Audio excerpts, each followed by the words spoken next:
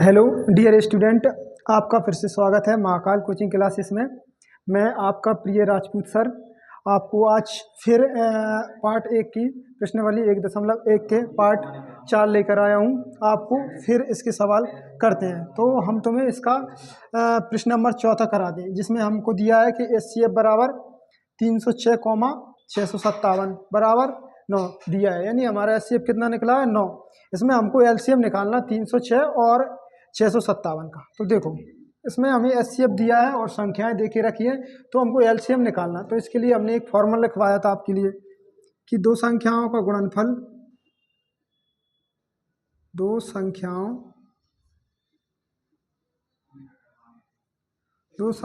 का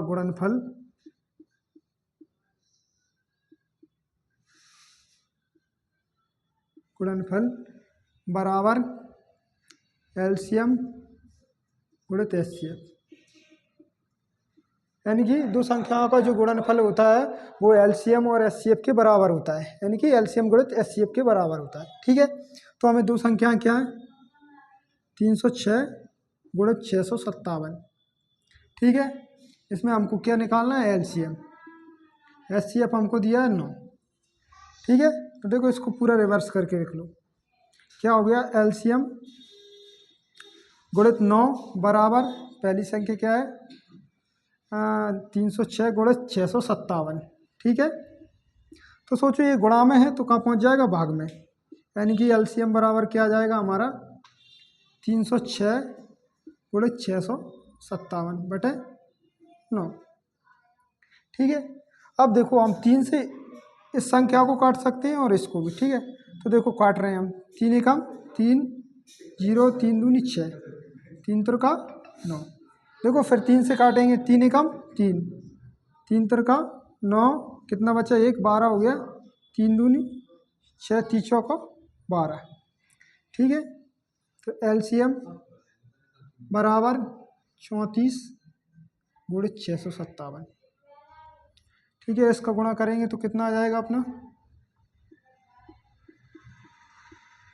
4 7 28, 4 5 20, 2 22, 4 6 24 और 2 26 गुणित 3 7 21, 3 5 15 और 2 17, 3 6 18 और 1 19। कितना आया? 8, 3, 13 की 3, 11 और 1 12, 1 और 1। कितना आ गया हमारा LCM? 22,338। ये अपना क्वेश्चन चौथा हल हो गया। ठीक है, अब हम आपको क्वेश्चन नंबर 5वां करवाते हैं। आप देख रहे हैं क्वेश्चन नंबर 5वां, जिसमें क्या दिया है कि जांच कीजिए कि किसी प्राकृतिक संख्या n के लिए 6 की घात n अंक 0 पर समाप्त होती है। देखो, हम जानते हैं कि अगर कोई भी संख्या 0 पर समाप्त होती है, जैसे हमने देखा कि 10, तो देखो 10 का गुणनखंड करेंगे क्या आएगा? तो 5 10, 5 एकम 5। और संख्या देखो जैसे कि 30, ये भी किस पे? 0 पर ख़त्म हो रही है। तो देख रहे हैं 2 एकम 2, तो 5 10, 3 5 15, 5 एकम 5। यानी आप क्या देख पा रहे हैं? अगर कोई भी संख्या 0 पर समाप्त हो रही है, जैसे कि 10, तो क्या आ रहा है? 2 गुणित 5। और 30 को देखा हमने, 2 गुणित 3 गुणित 5। आप एक संख्या और देख सकते हैं, जैसे कि 50। 2 से काटा, 2 दूनी 4, 2 पंच 10, 5 25, 5 एकम 5। तो आपने देखा कि 50 को 2 गुणित 5 गुणित 5। यानी आपने तीनों संख्या में एक चीज़ नोटिस की होगी कि दोनों में क्या आ रहा है? सारी संख्या में 2 आ रहा है और क्या आ रहा है? अपना 5। यानी कि तीनों संख्याओं में 2 और 5 कॉमन है। इसका मतलब हमको क्या समझ में आया? अगर कोई भी संख्या 0 पर समाप्त होती है तो वह किस किस से कटनी चाहिए? 2 और 5 से। यानी कि जिसके अभाज्य गुणनखंड क्या हो? 2 और 5 हो। ठीक है,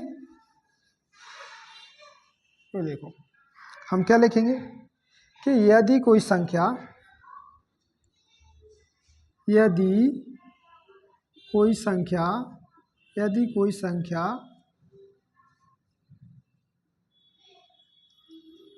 0 पर समाप्त होती है 0 पर समाप्त होती है, किस पर? 0 पर समाप्त होती है, तो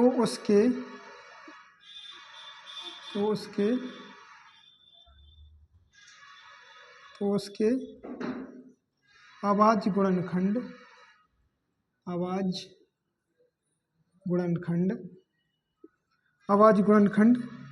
2 तथा 5 होने चाहिए।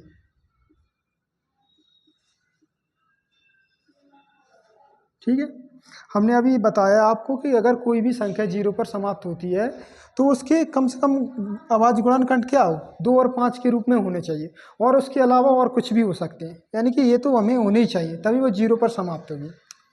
आप देख पा रहे हैं क्या?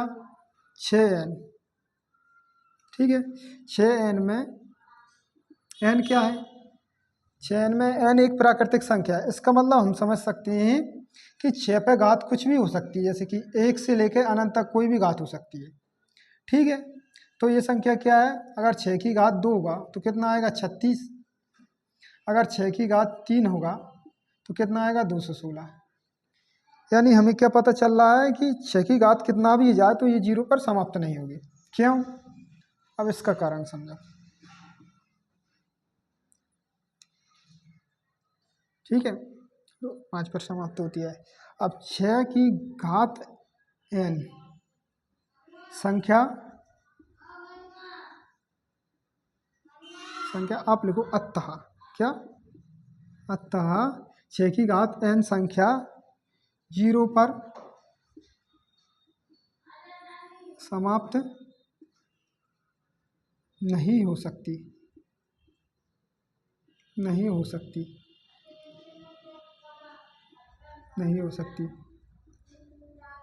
अब आपको ये पता होना चाहिए क्यों नहीं हो सकती, क्योंकि देखो अगर हम 6 के अभाज्य गुणनखंड करते हैं, किसके? 6 की, तो कितना आ रहा है? 2 3 6, 3 एकम 3, यानी कि 2 तो आ रहा है लेकिन 5 नहीं आ रहा। जबकि हमें पता है कि अगर कोई भी संख्या 0 पर समाप्त होती है तो उसके अभाज्य गुणनखंड क्या होने चाहिए? 2 और 5 होने चाहिए, उसके अलावा और भी संख्याएं हो सकती हैं। ठीक है, ये होना अनिवार्य है। ठीक है, तो इसमें क्या है? 2 आया है लेकिन 5 नहीं आया है। ठीक है, इसलिए 6 की घात n संख्या 0 पर समाप्त नहीं हो सकती।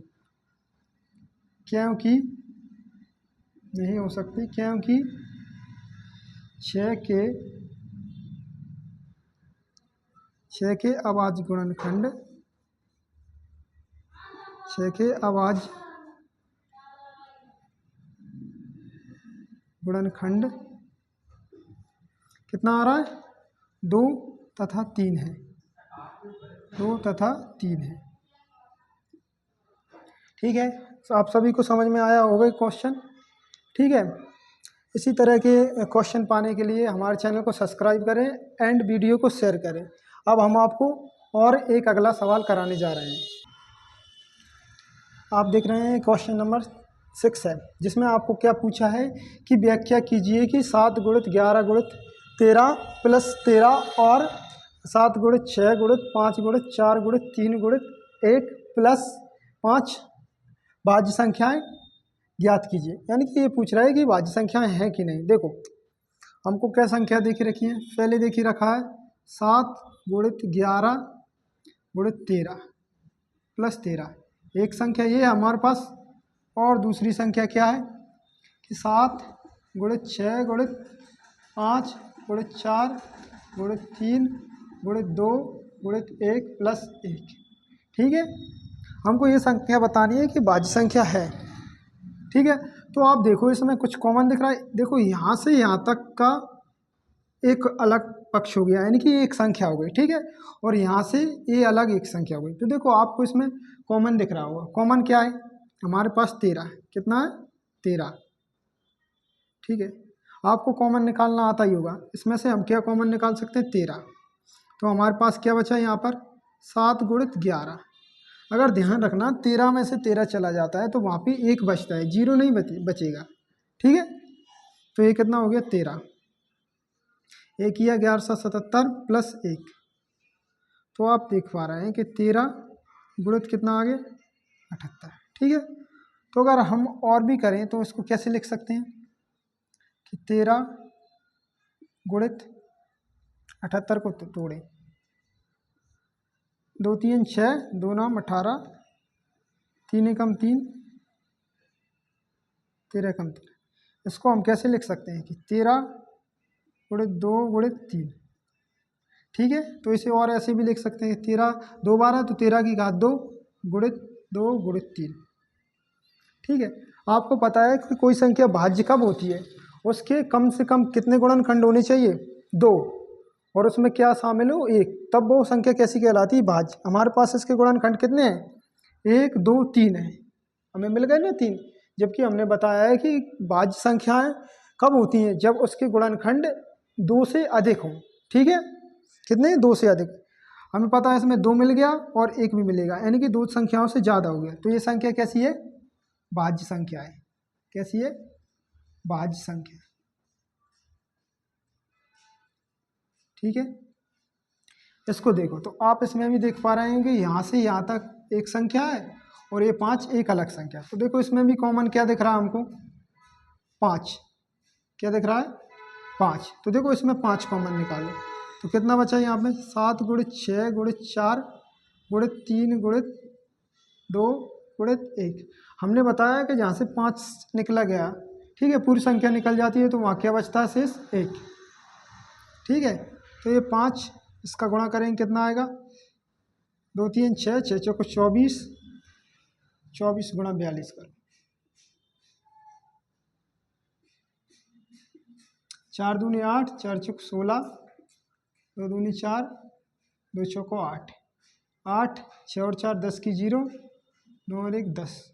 अब इसमें क्या जोड़ना हमको, 1, तो कितना आ जाएगा,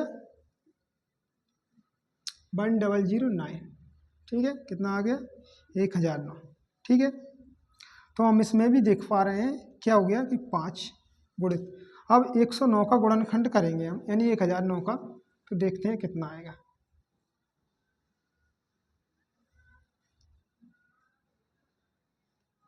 1009, 3 से काटेंगे तो 3 त्रिको 9, 3 त्रिको 9 नहीं कटेगा, 7 से, 7 एकम 7, 7 चौक 28 नहीं कटेगा, 11 से नहीं कटेगा, 13 से नहीं कट रहा है। अब देखते हैं 17 से, 17 5 85 नहीं कट रहा है, 19 से नहीं कट रहा है। ठीक है, ये हमको लगभग कटता हुआ नहीं दिखाई दे रहा है, तो कितना है, 109, 1009। ठीक है, इसको और हम क्या लिख सकते हैं, गुणा में 1।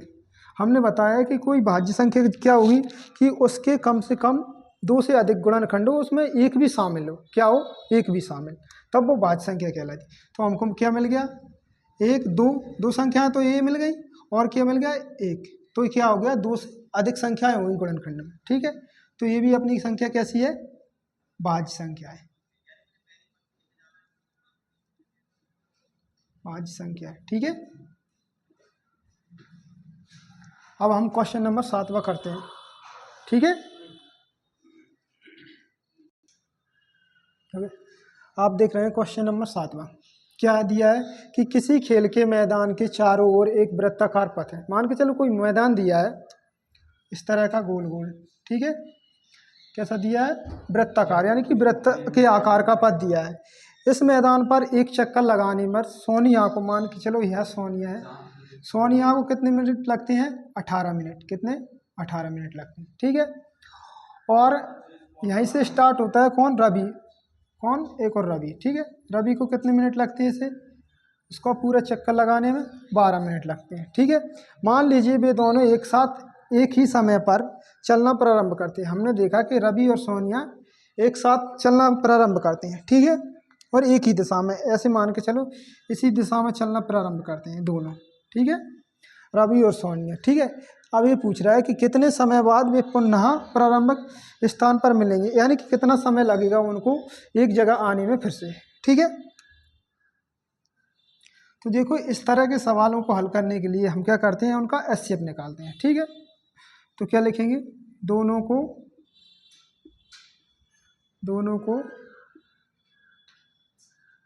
दोनों को प्रारंभिक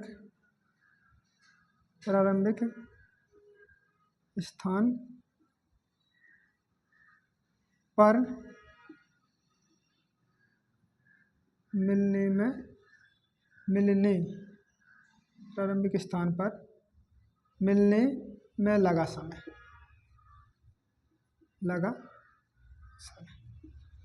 ठीक है, तो हम क्या करेंगे, दोनों का एचसीएफ निकाल लेंगे। क्या एलसीएम, क्या निकालेंगे दोनों का एलसीएम? कितना दिया है 12 और 15 का एलसीएम निकालेंगे। क्या एलसीएम कितना आएगा, 2 छक्का 12 15। ठीक है, फिर 2 से काटो, 2 3 6 15। अब 2 से नहीं कटेगा तो 3 से काटो, 3 एकम 3 3 5 15, 5 एकम 5, यानी कितना आया? हमने देखा कि 2 दूनी 4, 4 3 12, 12 5 60। ठीक है, कितना आया? 2 ऐसा लिखा, 2 गुणित 3 गुणित 5, यही आ रहा है इनका एलसीएम। ठीक है, तो कितना आ जाएगा? 2 दूनी 4, 4 3 12, 12 5 60। कितना मिनट लगेंगे? 60 मिनट। ठीक है, इस तरह हमारा ये आंसर आ गया। ठीक है, छोटा सा ही है। इस तरह ये हमारी प्रश्नावली पूरी खत्म हो गई है। ठीक, हम आपको अब प्रश्नावली 1.2 कराएंगे। ठीक है, पार्ट नंबर 5 में। इसी तरह की वीडियो पाने के लिए हमारे चैनल को सब्सक्राइब करें एंड हमारी वीडियो को लाइक करें एंड शेयर करें। ठीक है, धन्यवाद।